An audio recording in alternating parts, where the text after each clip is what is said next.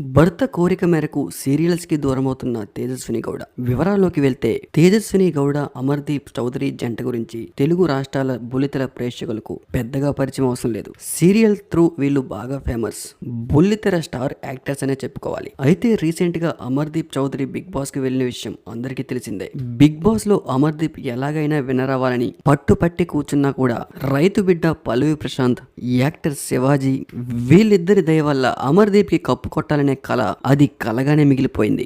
Last వరకు big boss లో ఉండి రన్నర్ గా బయటికి వచ్చేశాడు అమర్దీప్. అయితే ఇప్పుడు తేజస్విని గౌడ సీరియల్స్ కి బ్రేక్ ఇస్తూ బిగ్ బాస్ సీజన్ లోకి ఎంట్రీ ఇవ్వబోతున్నారు. తన భర్త కోరికను తను ఎలాగైనా తీర్చాలి అని ఈసారి పట్టుపట్టి సీరియల్స్ కి బ్రేక్ ఇస్తూ బిగ్ బాస్ సీజన్ లోకి ఎంట్రీ ఇవ్వబోతున్నారు Tejaswini Gowda.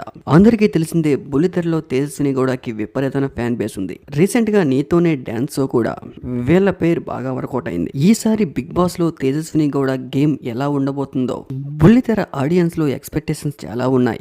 Last season big boss లో కూడా ఇదే రిపీట్ అయింది. అమర్దీప్ బిగ్ బాస్ కి వెళ్లే ముందు అమర్దీప్ చౌదరికి సీరియల్ త్రూ చాలా క్రేజ్ ఉండేది.